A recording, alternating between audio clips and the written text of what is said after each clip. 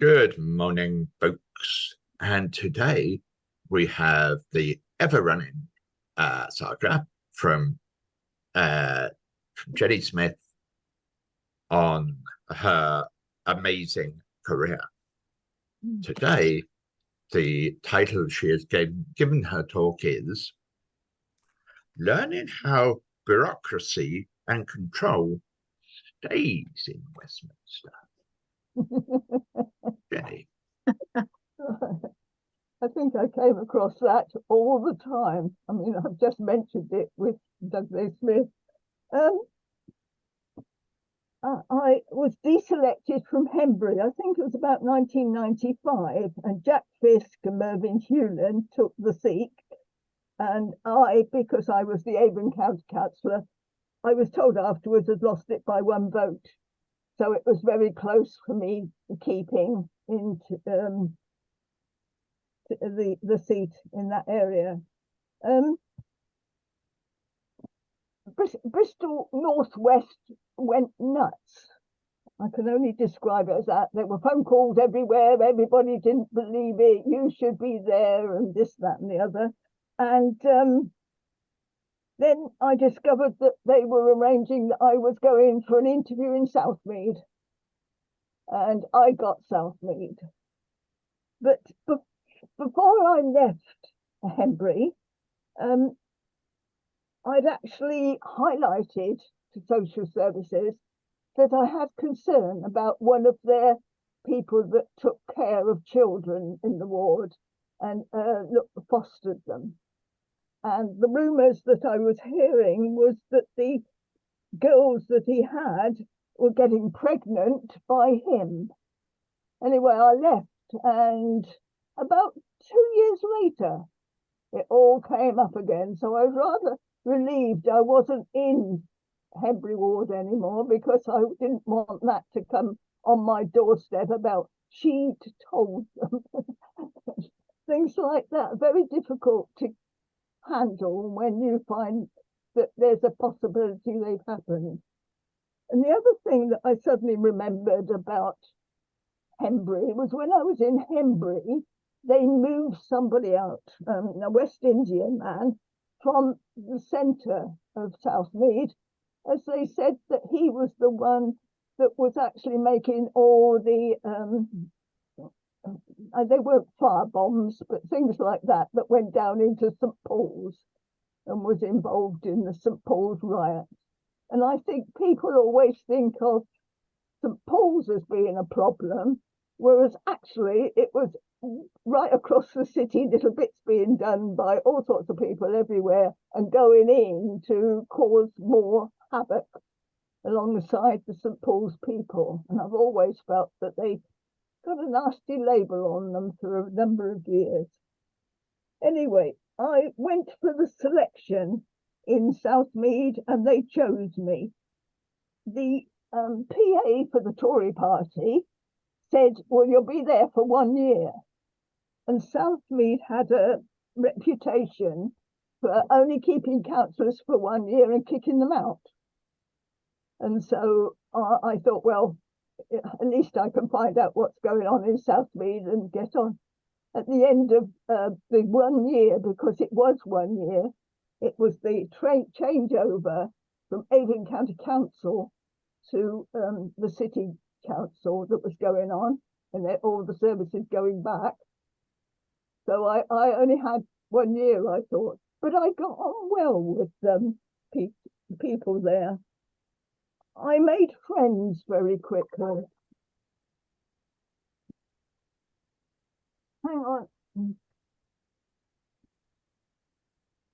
I've just tried to make it mute and it won't die. Hello. Your call can't be taken at the moment, so please leave your message after the tone. That's it, they've gone. One of the ex-councillors, Jenny Hole, kicked up a fuss. She'd been an ex-councillor in the ward and then been in Henbury as well, and she kicked up a fuss. But other than that, I didn't seem to have much opposition going on. And I soon had to get my feet under the table to find out what was happening in Southmead and whether I could work alongside the people that were in charge of the Labour Party there. And I got on like really well with Colin and his wife and his family and lots of the Labour Party members. I went out canvassing. I started to collect casework and started to sort casework out for them. At the same time, there was a big thing about racism coming out and the effect it was having on the black community in the ward, which we managed to actually get them, people on both sides, round a table and try to sort it out. Although there was a public meeting where I thought I was going to get lynched. It didn't happen. So it's about learning about the people you're among, isn't it? And talking to them and finding out the problems. As I said, the PA for the Tory party went on for years afterwards saying, how did you get Southmead and how did you stay? And I think I did 31 years there or something horrendous. And I was part of the ward and I was having cups of teas in houses and people were ringing me up. I even had people come to this house, sit down round the table and tell me their problems, which was a hell of a haul for some of them right across the city. My casework in Southmead, when I finished eventually, was over 20,000. And Ruth Lambourne, who was environmental health officer for the city council, took it away from me and put it into the city archives. I didn't do that. But even the archivist today says, we've got your 20,000 cases a plus that you did in Southmead. And it's a history of what was happening in poverty areas in the city. In other words, the sort of casework I was picking up were the problems that most people had eventually in those areas.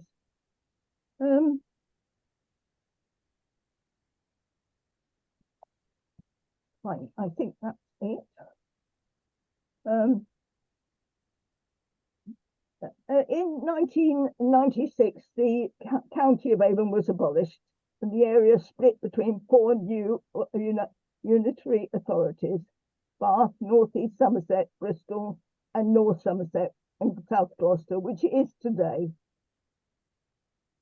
But there are still moments when the county council all get together and talk to each other, which didn't actually happen in the past.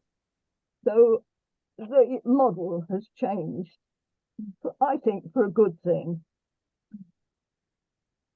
And after I became a councillor and won the election to become a city councillor.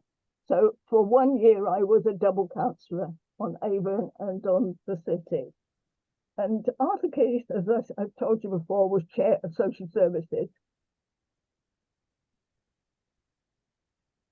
And I seemed to be, him and I were the only ones that were coming across to the city council with the knowledge of social services, which was effectively a new policy and procedures that have not happened before.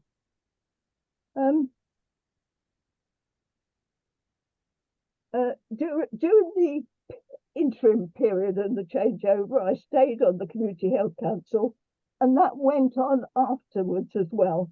So I was attending meetings and visiting hospitals in the Bristol area, and putting, and I was also put on to the Southmead Development Trust and continued on the ambulance service.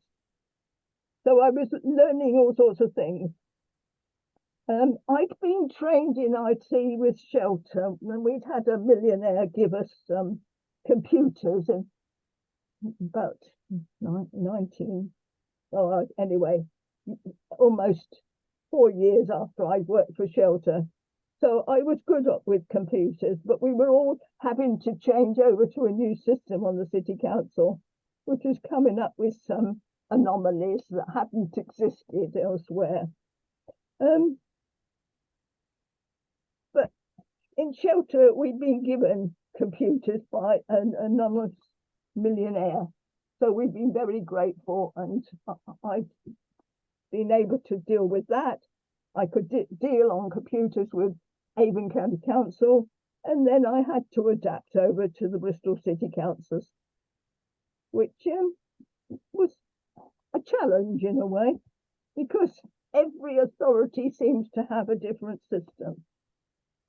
I was also on the Southmead Hospital Working Party that decided to have the new hospital at Southmead. And if ever I go into Kingswood, I get ribbed about it, and they're very unhappy not having that hospital.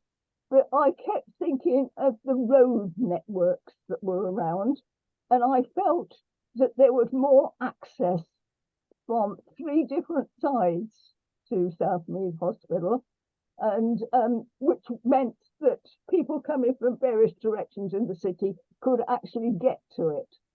And there were bus services, whereas going to Frenchay was only one bus service, and people would have a lot of difficulties. You have to think all these things through when you decide to build a massive thing like the hospital is today. But I came across a lot of people that didn't like the decision.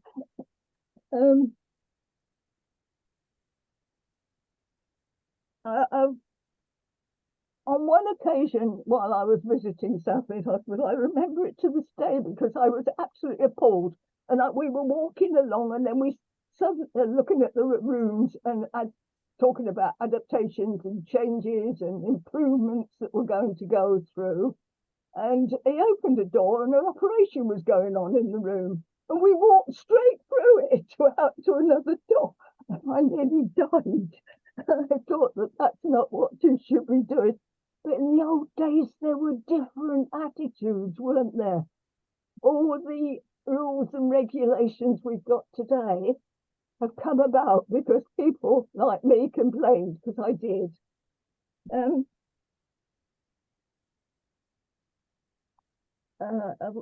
I learned working alongside Arthur Key was useful because I was learning things. He was also giving me things to do.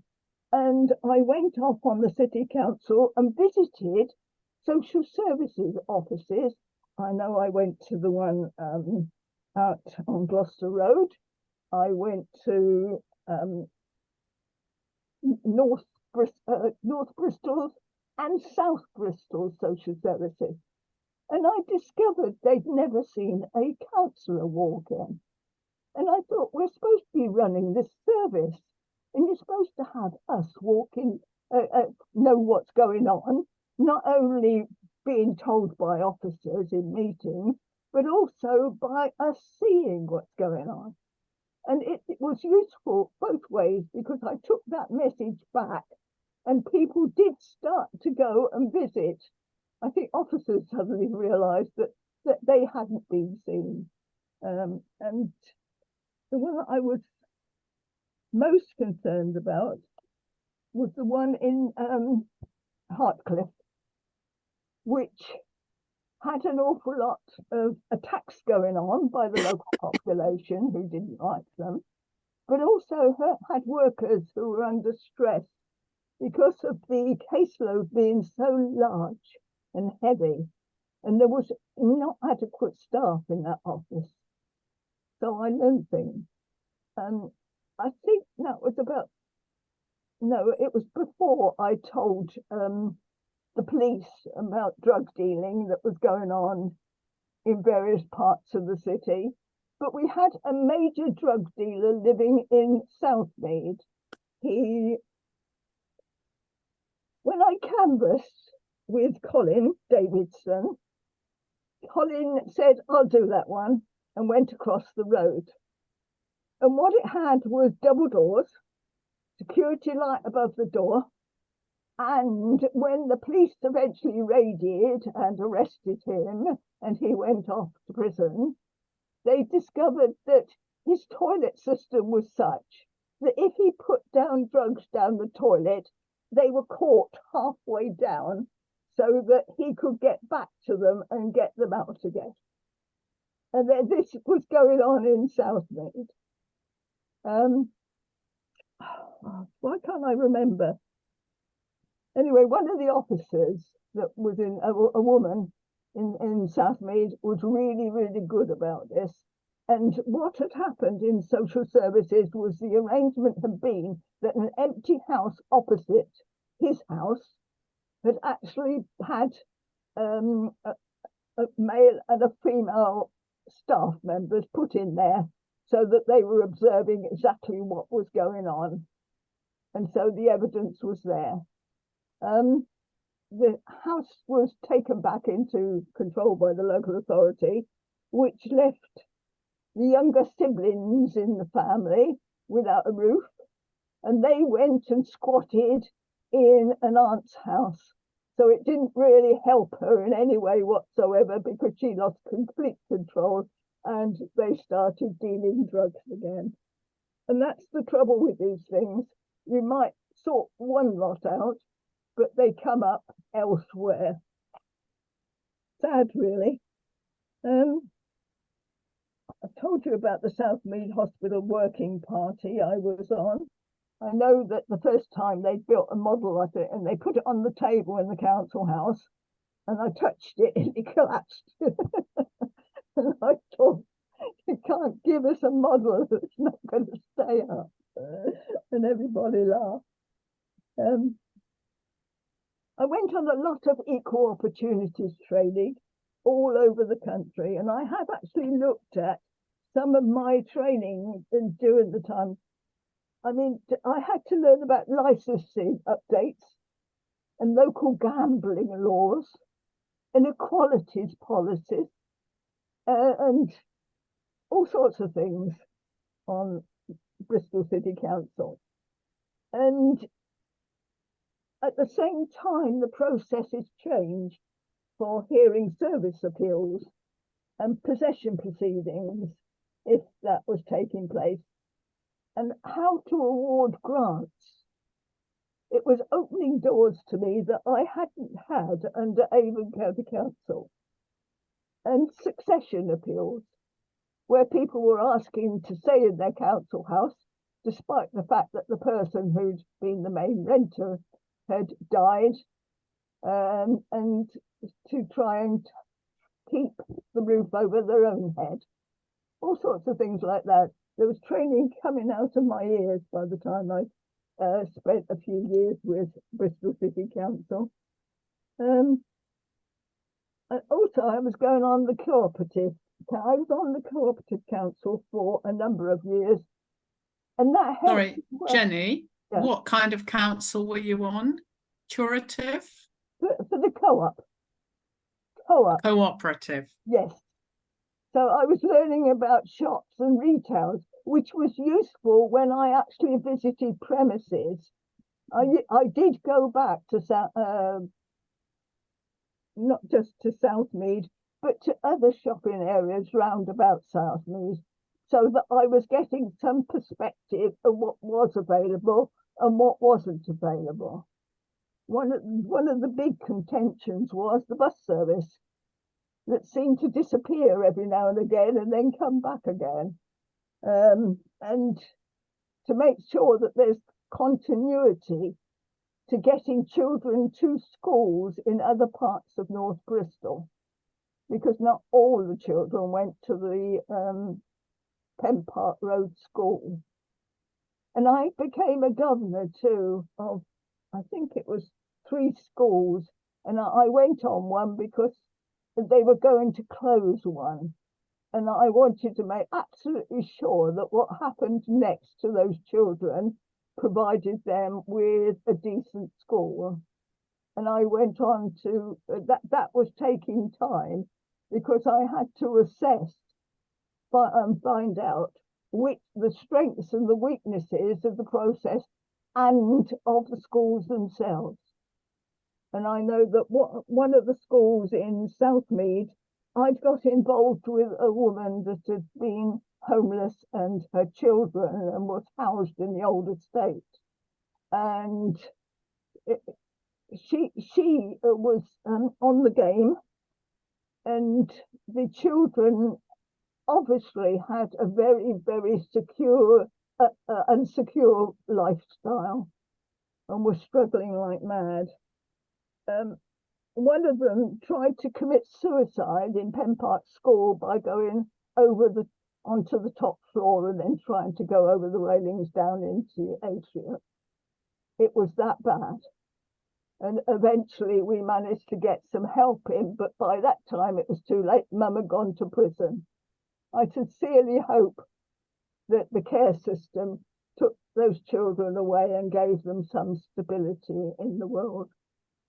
I don't think many people realise what can happen to kids. You don't choose your parents, they're given to you and that's it. But there are times when they get very, very damaged if you're not careful. It's one of the things that I really care about is education, stability in children's lives, and having a good laugh and a sense of humour and relaxing and doing things ordinary like playing with water and loving animals. All of that is part of bringing a child up, even though they'll sneak off and be naughty behind your back. And you know that. I brought 4 up. I know about children.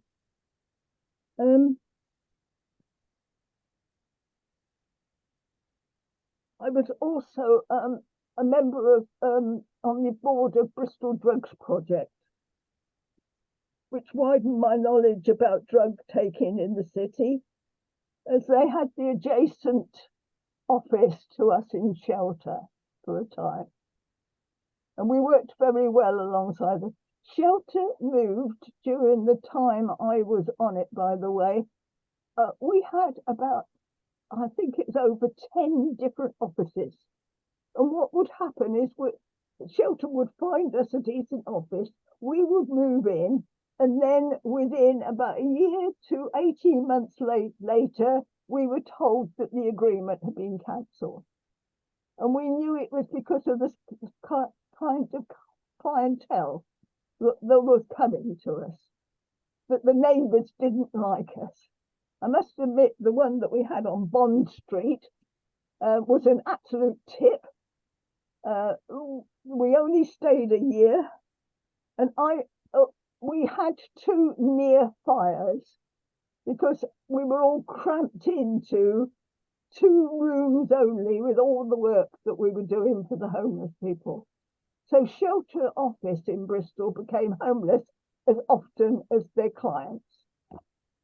But the one next to the drugs centre, which was down the little alleyway at the bottom of Park Street on the right-hand side, we shared with a youth movement, with the Drugs Project and us. And a little bit of stability came in there for a while into our lives. I know I was called out one night by the police. Evidently there'd been a break-in to the Drugs Project, and I was asked to go down to see if everything was all right in our section in Shelter, and it was.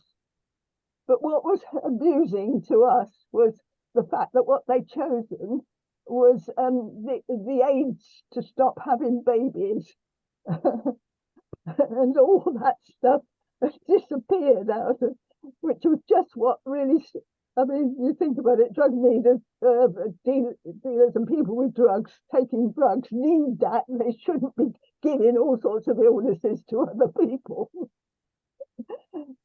But we were only given 2 weeks notice that we were leaving that building, but they were also kicking out the Drugs Project at the same time. So that I think they thought that 2 groups like that coming together wasn't quite nice for that part of the city. And we ended up Yes. I forget what the road was called, but we did go on top, and that was quite interesting because my daughter got locked in the lift for nearly a day. We couldn't get her out. These are little things that you're doing vital work that interrupt you being able to do everything. Yeah, equality training. I've moved back a bit by telling you that about shelter, but I thought you ought to know. We were almost treated like our clients sometimes. We had to be like them, and we weren't. And Hillary Gilmore, I don't know what she's calling herself now. She did change her name. She and I got on like a house on fire. If Hillary ever asked for anything, I would instantly go and help her. She was strength. She was sense. She could write reports that hit the nail on the head. That the press got, and which I don't think the establishment appreciated very much, because sometimes they were criticizing what was happening to ordinary people. And Jenny? Yes. Sorry, who were you talking about then? Who was a tower of strength? Hillary. There used to be Hillary Gilmore, and I think she might be known also as Hillary Saunders. Is that at BDP or Shelter? She worked with me at Shelter. Oh, Shelter, yeah. Yes, and she was wonderful. And she went off to help with Women's Aid and other things later on. So I know she is known among the care community in the city. She's done a lot of really good work. In fact, I think sometimes we ought to think about the people that were doing work in the city, that they had strength. They also had to put up with things in work conditions that no other organisations had, because Shelter couldn't afford some of the nice things that others had. The housing benefits changes came through, which caused an awful lot of people to lose benefit or to have to meet certain criteria. And we also had the 1 bedroom.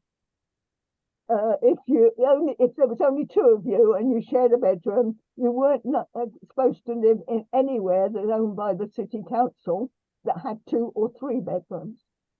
And that caused an awful lot of homelessness. And the poll tax was there. And the poll tax, I had a man dying of cancer who was in a flat owned by the city council, and he hadn't paid it. He was absolutely adamant, and it was holding back possession of all his properties and everything else. We managed it, but it was very, very difficult. And subsequently, when he died, they moved in and took all his life's possessions away. Sad, isn't it? That people who have principle, sometimes the structures of local authorities are so bad, they affect their lives in other ways.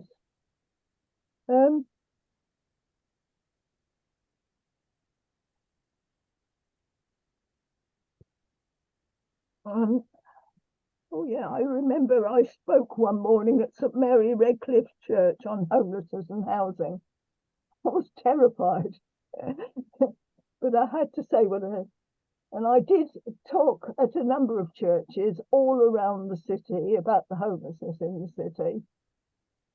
I won't tell you what one of my daughters did the night before. I had to go and do one of them. And I sat out in the graveyard before I went into the church to make my talk and prayed for strength, so that what I was doing was not affected by what had happened the night before with my daughter. I was still continuing attending the Labour campaign for Travellers' Rights meeting. And I know I went to the Oxford meeting, and sometimes I had gypsies and travellers in my car. And I took my shoes off to put flat shoes on to drive back from London on one occasion, and discovered that if a woman takes her shoes off in front of traveller men, it means she's interested in him. I didn't know that. All the little things you learn in life. Unpredictable, aren't they?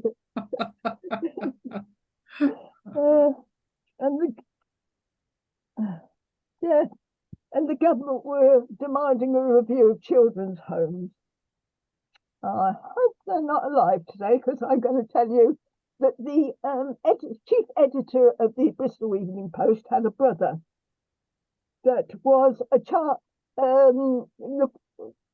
looking after children. And he argued that more children should be put back among families. We had some of the children's home because some of those children have actually gone into other people's homes and smashed things up and done silly things like that. In fact, one of the girls was all over the paper. She was really not going to stay in a home any time at all, no matter whether it was with people that were trying to do parenting or was owned by the city council. And she just wrecked places. She was so angry about what was being done in her life to her. I often wonder how she got on later on. I hope it all got sorted and she felt a bit of self-esteem, and that she learnt the value of her strengths in a different way. But that's what happens with children that are put in care. Sometimes the right things aren't done in the right way. So the central government suddenly decided we should close all our children's homes, and that children should go out and be with families, normal families everywhere. And we suspected this is because it was a nice little income for some people. It's sad. I hope I was wrong, but certainly that's what the vibes we were getting about the system. I think that central government's name was the revolting Margaret Thatcher. Yes, I don't know about that. That's a possibility, though, isn't it? You just move through casework like this. And you must remember, when I stopped being a shelter worker, I had all that knowledge for Southmead. And Southmead had a terrible reputation at that time. And I went into areas, and there were times when Colin or Sue quickly whipped me out. And I said, don't. I've got to learn about everything that goes on in this ward so that I can be constructive and help people. And we sort it out. I remember during one of the elections, we were in Trowbridge Road, and there were two men sitting out on those cement mushrooms that you get. And I said, will you be voting tomorrow? And he said, no, I'm in court. I'm going down. I'm going to prison. And I thought, oh dear, you can't win. And that's the way it was in Southmead. They were honest. There was one incident. I'm leaving my notes behind, but I'll try and get back to the back page eventually. There was one incident where we were going into a cul-de-sac, Peter and I, and we were canvassing, and there was a safe dumped on the side of the road. A what? A safe. A security safe that you put money and things in. And it was just sitting on the pavement. And we couldn't open the door. So I asked about in the houses in the cul-de-sac, and they said it just a lorry came, dumped it there and went. So we reported it to the police, who took it away. And someone said afterwards, you should have kept it. We could have kept it for an exhibition for Southmead. And I said, you be careful because there's somebody might try and train them. But yeah, I mean, I had all sorts of things. When you're canvassing, people open their door in all sorts of conditions, like just having stepped out the bath and things. And I love the people of Southmead. What you saw is what you got. And yes, they were up to things. But the more I knew about why they were up to things, I thought, if I was pushed against a wall and was starving and then had no money and all the rest of it, maybe I would have had to do that in my life. But we did have a man that was in Lingle Crescent that was constantly being in and out of prison. And his wife had multiple children. They walked the streets with barely clothing on them. And the lovely old age pensioner couples across the road from them were feeding them and were looking after them and trying to help them. And eventually he went back to prison again, and the whole thing fell to pieces. He was a major drug dealer, and he didn't know any other way of earning a living. Exactly. Yeah. Yes. And I never blamed the kids in any way. But those children were taken away and put in care. And I still worry today about what happened to them in their future. It's important you get to children when they're very young, and you give them stability. Yeah. Well, the time was, if I can sort of interrupt, I was a head teacher in Hackney. We had the structures. You know, the education welfare officer had a meeting with me, which I never missed, every single Friday morning when she went through everything that was happening with the families in my patch. And then along came the unforgivable Prime Minister, Margaret Thatcher. And I still am bitter towards the destructiveness that she had towards education, social services and everything else. Sorry, that bitterness comes to the surface whenever children are mentioned, because she destroyed lives. And she also laid the bedrock for the government today. Absolutely. Her bad behaviour is still going on. We were being told that lots of the children's homes didn't meet social standards, and that lots of the elderly people's homes didn't meet social standards. And slowly, we were supposed to have spatial standards. You didn't just have a room that was yours. They were very big rooms, and some of them, when I went out and saw them at Western and Clevedon and other places, which I'd actually done when I was an Avon County councillor, were extremely good and well done. But they all had to be closed. And that's when the private sector moved in. And I'd love to go into some of those homes today to see whether all the things that were griped about had been eradicated, or whether they're still there and there are still problems. Every now and again, we do hear about today's private homes having trouble really caring for people. You must realise that when people get elderly, they lose track of normal, and normal has gone, and it's not their fault. They're like it. I am a social worker. I know I am. It's too late to change me in any way whatsoever. I stand in bus queues watching children. I love children. I watch elderly people and try and help a little, but don't take their pride away when you do that. Never take someone's pride away when you help somebody. You give them the skills to go on by themselves. I've got some old-fashioned views, I know that.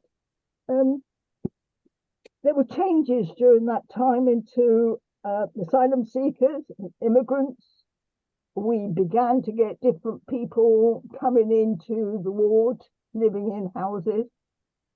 Because I'd defended gypsies and travellers and tried to get them into normal lives, gypsies and travellers were put into our ward. And having Peter Hammond was right, because he also thought along many of the lines I thought about. So we put up with people that other people didn't want. And I know that a man who had raped a girl had gone to prison and was put straight in the middle of Southmead. And I didn't really think that would actually sort it out, because he was no longer being watched and under control. Life is what it is. And I think the establishment does the best it can on paper, but loses out on caring about human beings and people in the everyday world that we live in. And somehow we've got to break that and make it all part of the care. My own health hadn't been very good when I left shelter, and I demanded to go on HRT. Best thing I ever did. I highly recommend it. But they told me I'd get cancer, I'd die, I'd be this, that, and the other, and I shouldn't have it. I insisted, and I stayed on it until I left being a counsellor. And I'm sure it's helped me now in my old age, that the benefits it will have. Are still with me. It will have. Yeah. I think I put all my stuff on Gypsies and Travellers in the Brotherton Library in Leeds. And if you go out online, they've opened up a department for me. I didn't know they were going to do that. I took 7 carloads up. We did research among Gypsies and Travellers while I was working Gypsies and Travellers. That's all up there too. Where's it at? Pardon? Where's it at? Brotherton Library in Leeds. Oh. So all that research went off, and it's the only archives in this country for travelling people and nomadic people, and it's in there. We went round on sites. We took questionnaires with us. If they couldn't read or write, we helped fill them in for them. We asked the questions, but lots of them went and got other people that could read or write on site to help fill them in. The things that they said, I think, were the things that they'd never been able to say in the world that we live in. Because when I became an executive member of social services, I went with Harry, Prince Harry, and took him to the drug bus, which was in Southmead. And it was a bit frozen at first, and I'm trying to think who was the person that was there. He was one of the top elected people in the county council. So he was coming in from what would have been Avon, all the other authorities. Anyway, he was standing there watching me, and I got them talking. I got them chatting with Harry. He had a whale of a time at it. I know he did. He thoroughly enjoyed talking to all these drug dealers. I hate to think I might have sown the seeds of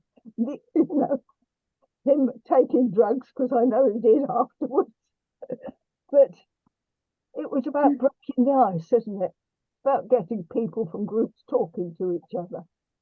And I got praised for it afterwards. I can't remember a title. Bill McKittrick was the director in charge of social services at the time. And so when I went and visited all these visits, I actually brought back things to him. I ended up being put on training courses all over the country, and I know Coventry University grabbed me. I forget this. There is a form, isn't there, that finds out what you are, and I ended up as a leader, and I said I don't want to be a leader. I want to walk alongside people. I don't want to be on a pedestal anywhere for people. And they eventually grabbed me And they, a few years later, and took me up to Newcastle, where they were running a training, and they planted me in the middle of all these Tories, because by that time, Tories were getting in control of the local authorities up in the north. And every now and again, during the sessions, I'd open my mouth with the opposite thought to whatever they were doing. But a bit tough, but I survived. And yeah, I've got certificates and qualifications coming out of my ears. And I did apply on the city council for training on all sorts of things on purpose, because I wanted to open doors, because I thought they would be relative to my work. And I was trying to think how long I was with at Southmead, but it was a very, very long time. Years and years and years I spent in Southmead. I was part of the fabric, and I still go back occasionally and meet people. I assume you would like to ask me some questions now. There must be things yes. A lot of asylum seekers were being placed in Southmead as I left, and I was helping. The trouble is with asylum seekers, often their church comes with them, and the people in authority in those churches don't like outsiders coming in anywhere near them. But they did have problems, and I did sort the problems out. But there was like, the Rains were still there holding them into their groups, and they got into trouble if they came too near we English people.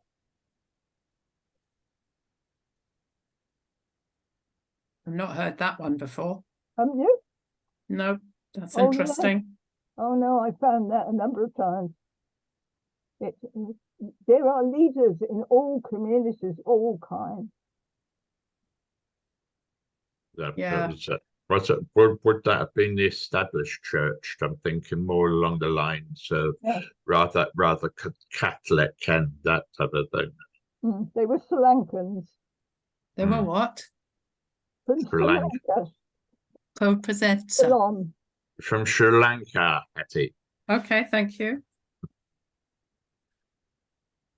Come on then, ask me questions. I didn't invent this life.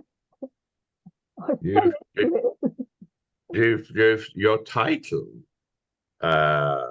was Bureaucracy and Westminster. Oh, I had that as well. Where did that come in? With Gypsies and Travellers, I went up to the Ministry of something or other, in charge of gypsy traveller sites in the country. Got on ever so well with the officer in charge of the department, and I was there with two solicitors, and I just took notes.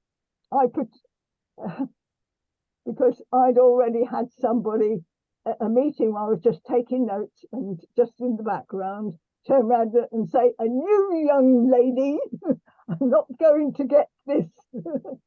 So I always kept a low key whenever I went to the establishment in London. Anyway, on the way back, I wrote the press report about the meeting and what had happened and published it. So I did go with this.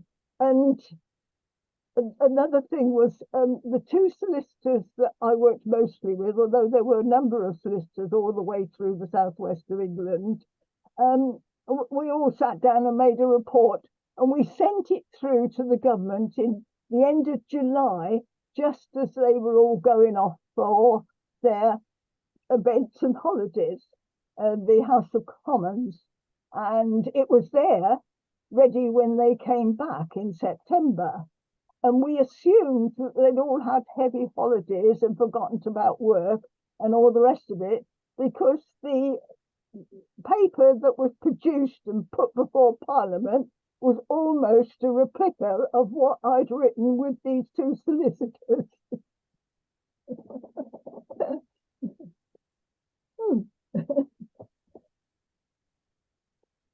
It's knowing people, knowing that like to have a bit of fun at times. But it was warped a bit, but it was amazing that so much of it was in the Act of Parliament that ended up in front of Parliament about gypsies and travellers. What was the act? I forget. Well, it's a nomadic act, isn't it? Used to be in 1968, but it's changed radically now. Yeah. In the 60s? Yeah. No. This was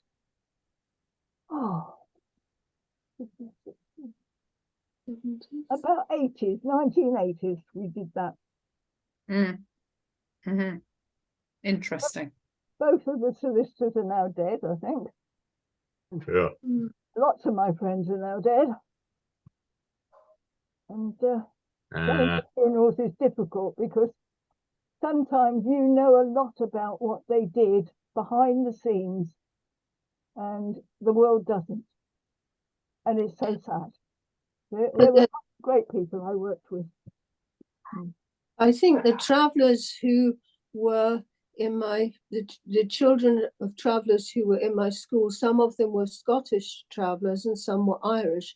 And of course, that all came because of sheep, because rich landowners enclosed their land, so the villagers who had enough land for subsistence farmers were starving, and so they became nomadic. And that's from the 18th century, I think. So sheep are to blame for nomadic people in this country. And it's, I think certainly in Hackney and certainly when I grew up in Kent, there were traditional Roma gypsies, who had their caravans and so on. And there were also travellers.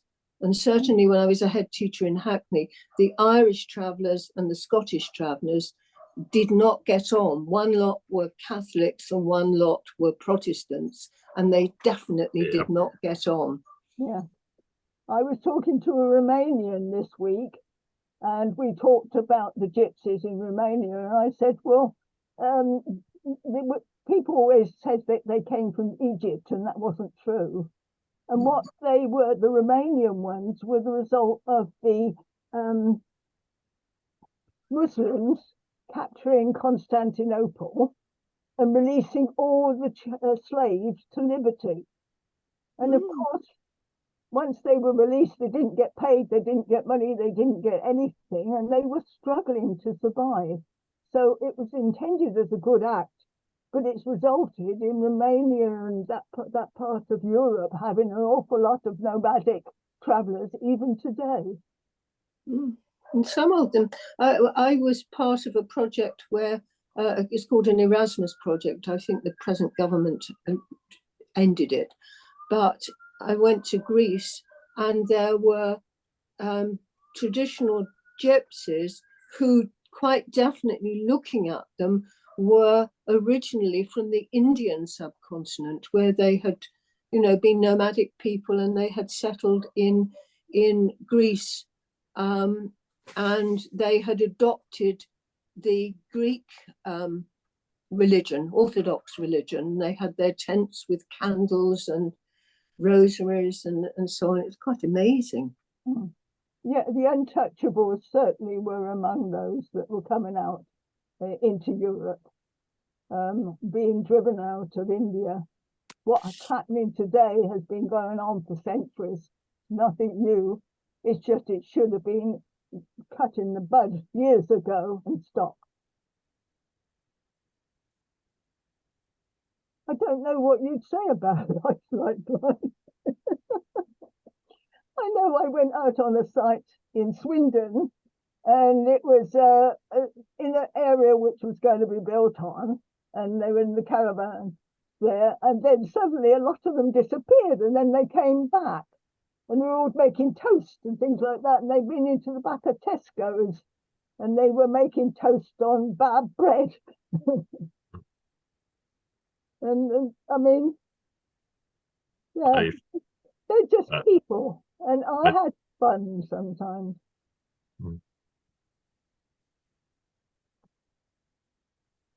Well, we have come a long way from Bristol City Council to Romanian and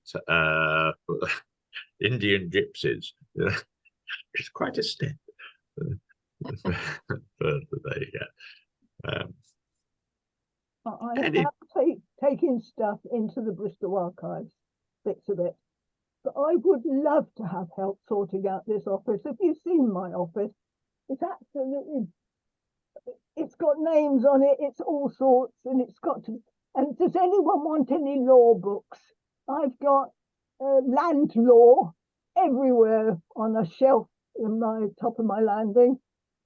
Where can I put those? I want to clear this house out before I go and put it in safe hands. I do a lot of work with the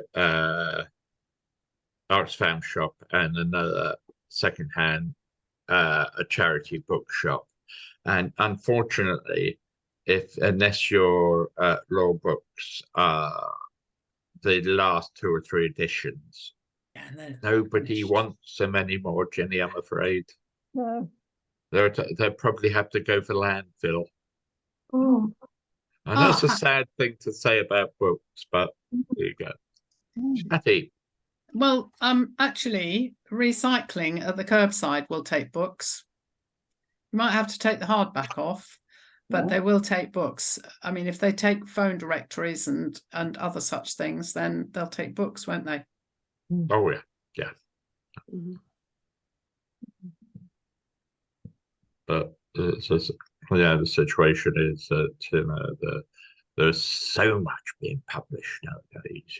There's more being published now than there ever has been. More trees. I think British Heart Foundation do a lot of work with recycling paper as well. And British Heart Foundation, they've got a big bin that you can put books and clothes in, and they deal with them in a principled way. Because some stuff is not dealt with in a principled way. It ends up in Ghana and in landfill in Ghana, which seems irresponsible of the United Kingdom. Yes, it is. I did write a law book. I've got a law book sitting there, and I would like to hand it over to any groups that deal with gypsies and travellers, because I went into land law in a big way at one time to find out, rights or non-rights. There used to be 2 main organisations, but certainly I had a lot to do with them when I was a head teacher in Hackney. There's the National Gypsy Council, which is one, and then there's a similar name, but they deal with different aspects of Roma and Gypsy people, because some, the enclosure ones that came from the Indian subcontinent, speak different languages from those that were made homeless as a result of sheep and enclosure. Yeah. No, one of their friends, Quaker friends, who used to lecture in land law at Bristol University, she's recently retired, was Christine Wilmot. Who was very, very predominant in that area. No, I knew her well. Any more comments and questions for Jenny, please, folks? Just one thought, and that is, it's almost overwhelming to understand the amount of detail that needs to be known and is learned to just to help people get on in society and deal with the difficulties that come along. And part of your title, Jenny, was about control remaining in Westminster, but I think the lesson has to be that we have to build local caring economies where local people have the chance to first of all, be a little bit more to thrive a little bit better. That we build this is my pet bugbear is about creating local housing and local energy and improved local transport. Running our own utilities. It used to be that cities owned utilities and had resources that they could apply to help people. And that's administered centrally now. And I think control has to be brought back locally. And not just control, but running these things so that communities have surpluses and the power doesn't get hoovered up to Westminster and then misapplied. Well, Bristol's heading for bankruptcy, aren't they? Bristol are really worried about their economy and they can't cut any more services. The ones that they've got are the ones they must have. But we don't operate our water, we don't operate our electricity and gas, we don't operate our transport, you know, which in a decent city are things that finance everything else.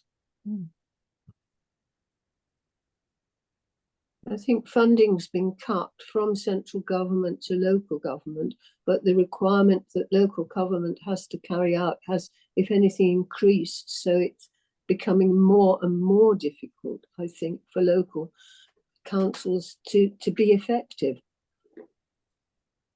Same with the health services. The standards have gone up and they are very high. People say, when I got service, it was marvellous.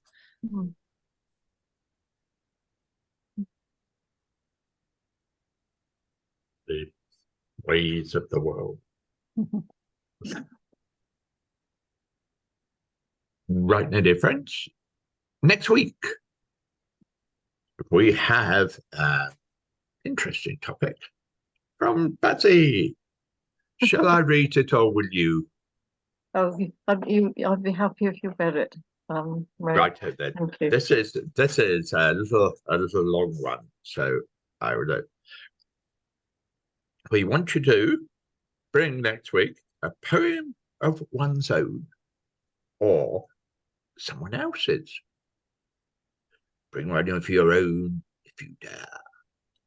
Or, if not, others that you like very much.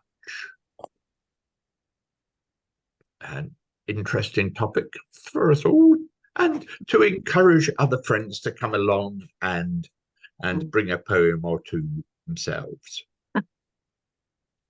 I thought it was worth a try anyway, Ray. Oh, yes. This is last one before August break, when we will come back in September invigorated to go forth again. So let's make it a really good big one. Encourage other people to come along and bring poetry, because you know they like it. Okay, friends. And as they say, two runners would say, and it's good night from him. Thank you, Ray. Thank you, Jenny. Thank you.